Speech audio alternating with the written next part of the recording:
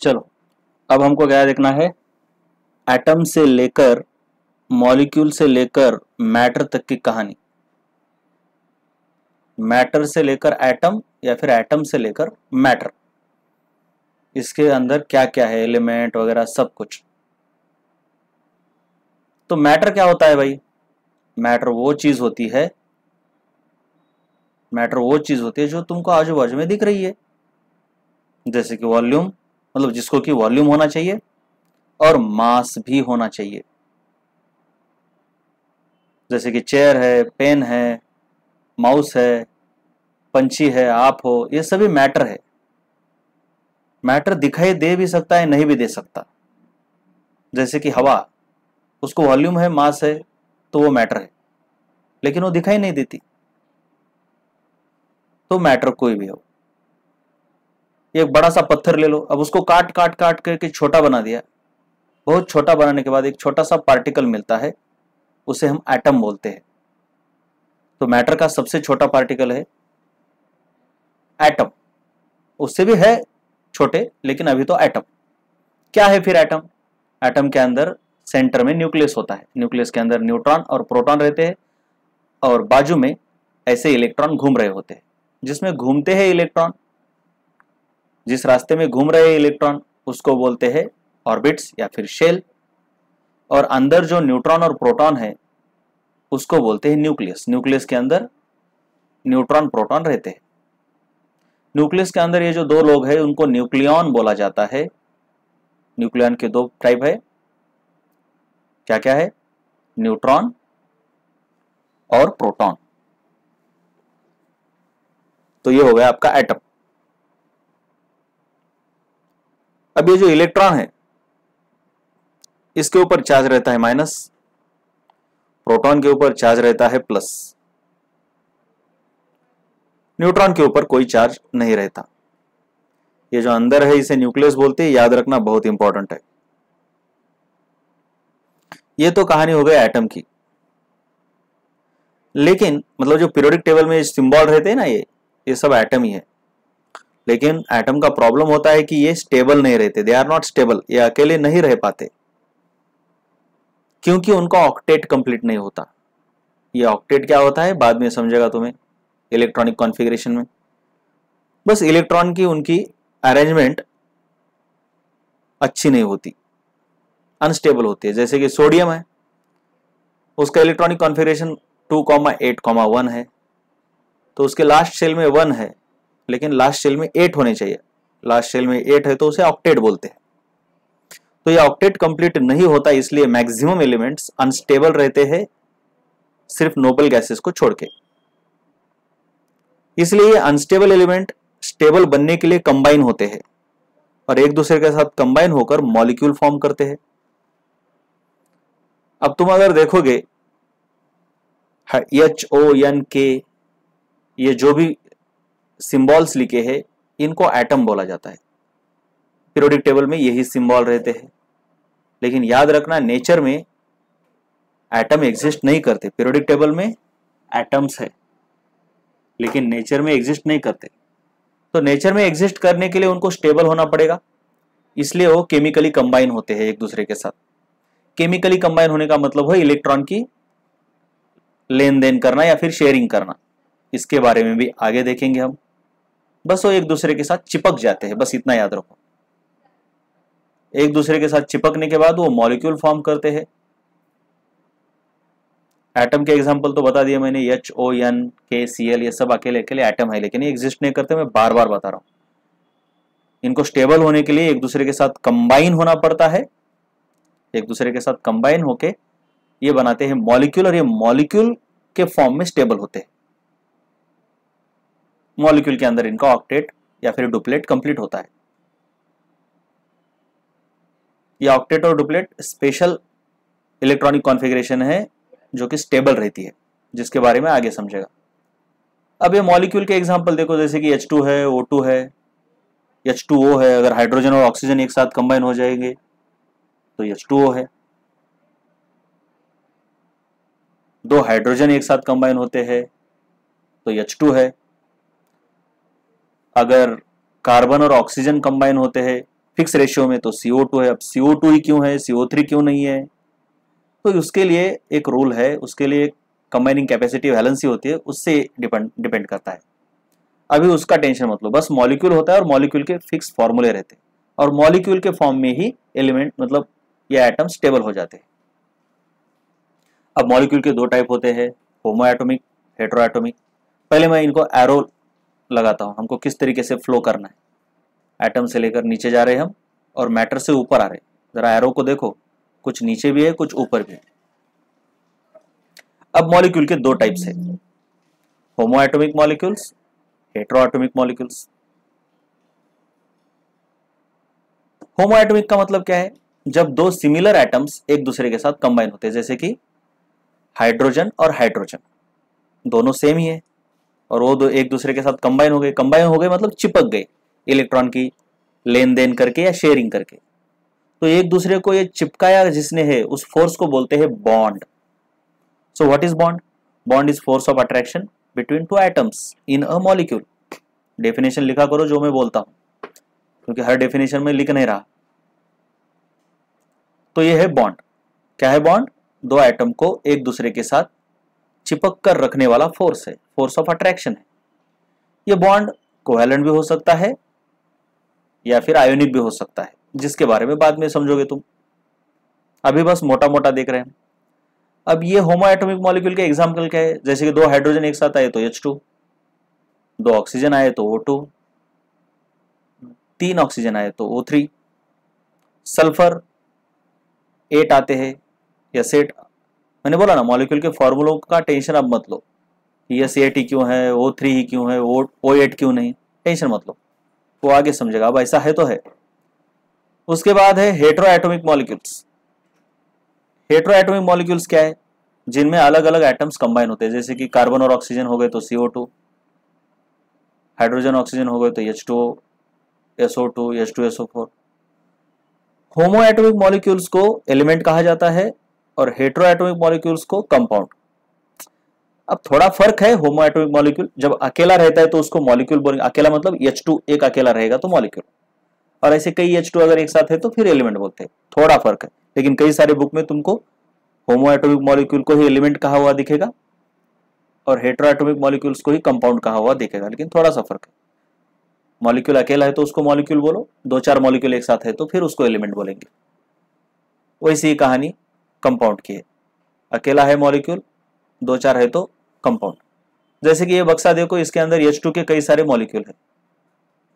So collection of molecules is called as, collection of homo atomic molecules is called as element, इसको element बोलेंगे। And collection of hetero atomic molecules is called as compound, collection of hetero atomic molecules is called as compound. जैसे कि glass के अंदर पानी भरा हुआ है तो वो हो गया आपका कंपाउंड। कई सारे मॉलिक्यूल है वाटर के उसके अंदर तो उसे कंपाउंड बोलेंगे, हेटेरो एटॉमिक मॉलिक्यूल्स का कलेक्शन।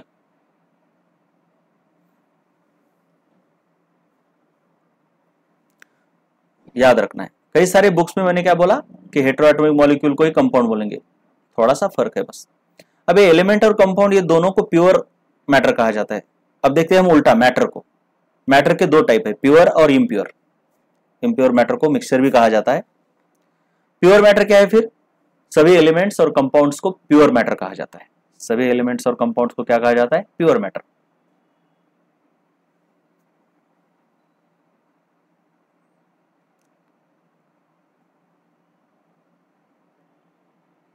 कंपाउंड और एलिमेंट्स, ये है प्योर। अब बारी आती है इम्प्योर मैटर की। इम्प्योर मैटर मतलब क्या है कि जिसमें एक से ज्यादा अलग अलग कंपाउंड एक साथ है, या फिर अलग अलग एलिमेंट एक साथ है, या फिर अलग अलग कंपाउंड और एलिमेंट एक साथ है। जैसे कि आपका नींबू पानी है, जैसे कि पानी में डाल दी शक्कर, है ना, वाटर एक अलग कंपाउंड है, शक्कर एक अलग कंपाउंड है, तो ये हो गया इम्प्योर मैटर या फिर मिक्सचर। जो आप नमकीन खाते हो चिवड़ा, वो भी एक इम्प्योर मैटर ही है। याद रखना है, इम्प्योर मैटर में अलग अलग तरीके के मॉलिक्यूल रहते हैं। हेटेरोएटॉमिक मॉलिक्यूल में अलग अलग एटम रहते हैं, जबकि इम्प्योर मैटर में अलग अलग मॉलिक्यूल्स रहते हैं। कंफ्यूज नहीं होना है इसमें हेटेरोएटॉमिक मॉलिक्यूल और इम्प्योर मैटर में। जैसे कि ये देखो, इसमें अलग अलग मॉलिक्यूल्स है, तो ये हो गया इम्प्योर मैटर H2O CO2। लेकिन अभी इसके बाजू में मैं सभी H2O निकालता हूं, तो ये इम्प्योर मैटर नहीं, ये प्योर मैटर है। हाँ, इसके मॉलिक्यूल में अलग अलग एटम है, तो इसलिए हेटेरोएटॉमिक है, लेकिन मॉलिक्यूल एज अ होल देखा जाए तो सभी मॉलिक्यूल सेम ही है, H2O H2O H2O, इसलिए प्योर मैटर है। सो थोड़ा सा फर्क है, जबकि बाजू वाले में H2O ये मॉलिक्यूल अलग है, CO2 ये मॉलिक्यूल अलग है। अलग अलग मॉलिक्यूल है तो इम्प्योर मैटर, एक ही तरीके के मॉलिक्यूल है तो प्योर मैटर। अब देखो इसके बाजू में मैं और निकालता हूं, H2 H2 O2 N2। देखो ये भी इम्प्योर मैटर है, ये है इम्प्योर मैटर ऑफ होमोएटॉमिक एलिमेंट्स, लेकिन मॉलिक्यूल तो अलग अलग है ना, तो इनमें कंफ्यूज नहीं होना है। छोटे छोटे टर्म्स है, छोटे छोटे डिफरेंसेस है। मॉलिक्यूल के अंदर एटम डिफरेंट होना अलग चीज है, और पूरे मैटर के अंदर मॉलिक्यूल्स अलग अलग होना ये एक अलग चीज है।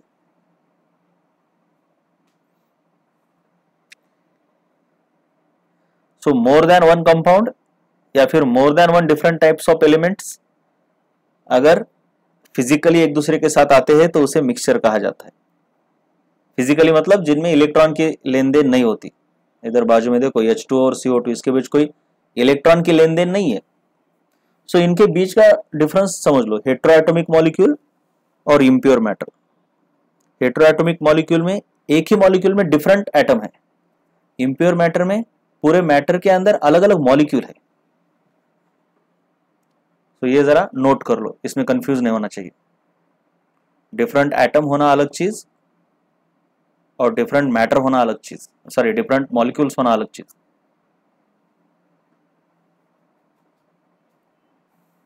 तो अब देखते हैं टाइप्स ऑफ मिक्सचर क्या है। मिक्सचर के क्या क्या टाइप्स है आपके पास, तो दो है, होमोजेनियस और हेटेरोजेनियस। ये किसके बेसिस पर किया है, माइक्रोस्कोप के अंडर। मिक्सचर तो सबसे पहले समझा ना तुमको, पानी है उसके अंदर शक्कर डालो, या फिर पानी है उसके अंदर सैंड डालो, ऐसा। तो माइक्रोस्कोप के अंडर देखने के बाद अगर तुमको दो डिफरेंट सब कुछ एक समान दिख रहा है तो उसको होमोजेनियस बोलते हैं। होमोजेनियस का मतलब होता है एक समान। जैसे कि पानी और शक्कर को पूरी तरीके से सोल्यूबलाइज कर दो, घोल दो, और बाद में माइक्रोस्कोप के अंदर भी देखोगे तो तुमको पानी और शक्कर के अलग अलग मॉलिक्यूल नहीं दिखेंगे, पूरा यूनिफॉर्म दिखेगा, इसलिए उसको होमोजेनियस बोलते हैं। इनको सॉल्यूशन भी कहा जाता है या फिर ट्रू सॉल्यूशन भी कहा जाता है। सॉल्यूशन भी कहा जाता है होमोजेनियस मिक्सचर को, या फिर ट्रू सॉल्यूशन। लेकिन हेटेरोजेनियस मिक्सचर का क्या होता है, अगर इनको तुम माइक्रोस्कोप के अंदर देखते हो तो तुमको अलग अलग चीजें दिखाई देंगी, या फिर नेकेड आई से भी दिखेगी, लेकिन माइक्रोस्कोप के अंदर तो दिखती ही है अलग अलग चीजें। जैसे कि अगर तुम देखोगे पानी के अंदर रेत डालो तो तुमको पानी अलग दिखेगा, रेत अलग दिखेगी। या फिर तुम मिल्क ले लो, हाँ मिल्क को अगर अपने आंखों से देखोगे नेकेड आइज से तो तुमको अलग अलग कुछ नहीं दिखेगा, पूरा सफेद दिखेगा। लेकिन माइक्रोस्कोप के अंदर अगर देखते हो तो तुमको वाटर अलग दिखेगा और ऑयल के ड्रॉपलेट्स अलग अलग दिखेंगे। इसलिए होमोजेनियस और हेटेरोजेनियस ये जो क्लासिफिकेशन है वो नेकेड आइज से नहीं है, बेस्ड ऑन माइक्रोस्कोप है। माइक्रोस्कोप के अंदर जो यूनिफॉर्म दिखता है उसे होमोजेनियस कहते हैं, और माइक्रोस्कोप के अंदर जो नॉन यूनिफॉर्म दिखता है, अलग अलग दो अलग अलग फेजेस दिखती है, उनको हेटेरोजेनियस कहते हैं। अब हेटेरोजेनियस में भी दो है, कोलाइड्स और सस्पेंशन। हेटेरोजेनियस में भी दो है, कोलाइड्स और सस्पेंशन। सो बेसिकली तुम्हारे पास सॉल्यूशन, कोलाइड और सस्पेंशन, ये तीन लोग है। तो याद रखना है तुमको, बस इतना ही याद रखना है कि तीनों का क्लासिफिकेशन, इनके अंदर जो पार्टिकल होते हैं, पार्टिकल मतलब क्या, ये पूरा ऐसा तुम्हें अगर ले लिया एक सॉल्यूशन और उसके अंदर ऐसे पार्टिकल होते हैं, जैसे कि वो पानी के अंदर शुगर है ये, तो ये जो पार्टिकल रहते हैं शुगर या फिर और भी कोई हो, तो इनको सोल्यूट कहा जाता है। सोल्यूट यानी वो उनके अंदर के पार्टिकल। तो ये सोल्यूट पार्टिकल की जो साइज है उसके बेसिस पर ये सॉल्यूशन, कोलाइड और सस्पेंशन है। सोल्यूट पार्टिकल की साइज, अगर पार्टिकल की साइज बहुत ही कम है, मतलब 1 नैनोमीटर से भी कम, नैनोमीटर मतलब 10⁻⁹ मीटर, कि साइज अगर 1 नैनोमीटर से भी कम है तो ये सॉल्यूशन कहलाएंगे। अगर सॉलिड पार्टिकल की साइज 1 नैनोमीटर और 1 माइक्रोमीटर के बीच में है तो तुम इसे कोलाइड कहोगे, माइक्रोमीटर यानी 10⁻⁻⁶ मीटर। और अगर साइज 1 माइक्रोमीटर से भी बड़ी है तो उसे सस्पेंशन कहेंगे।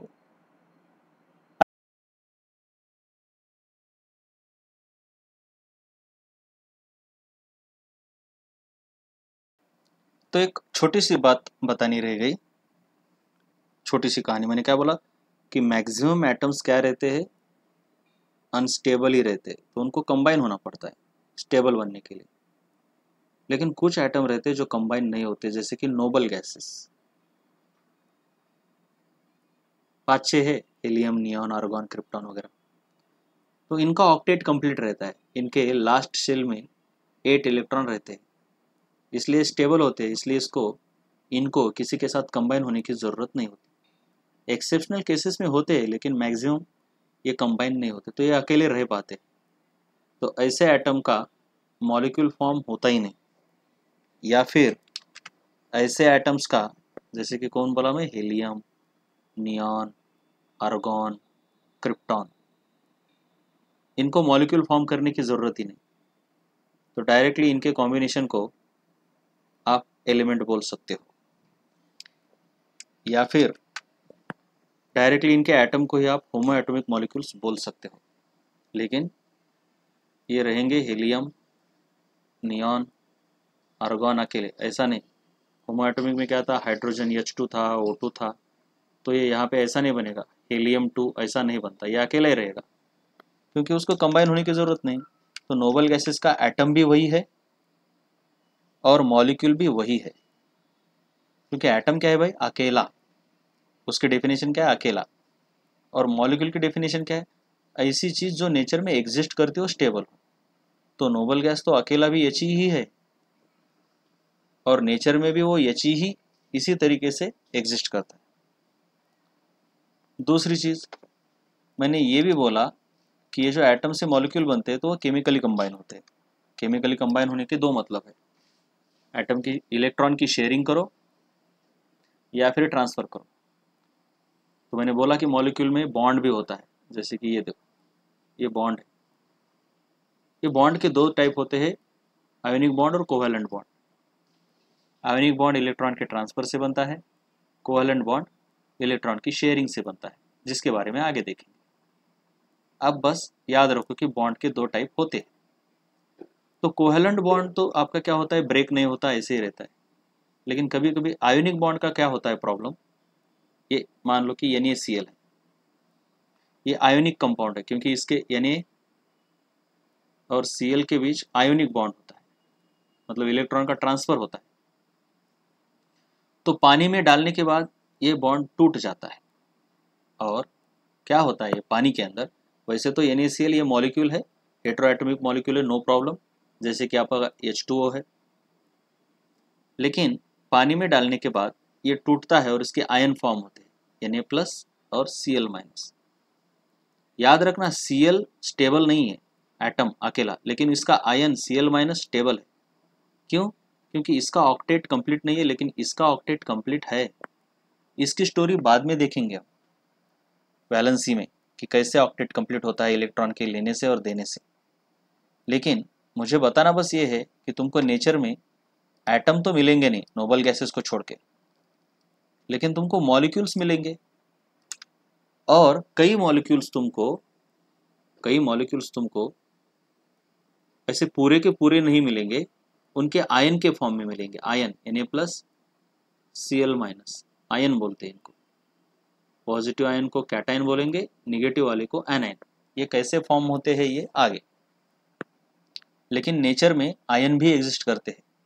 तो आयन कुछ नहीं है, मॉलिक्यूल का ही टूटा हुआ फॉर्म है, लेकिन वो एटम नहीं है। एटम नहीं है, पहले एटम क्या बनाएगा, मॉलिक्यूल बनाएगा, और वो मॉलिक्यूल कभी कभार टूटने के बाद पानी के अंदर वगैरह आयंस बनाते। तो आयन भी स्टेबल ही है।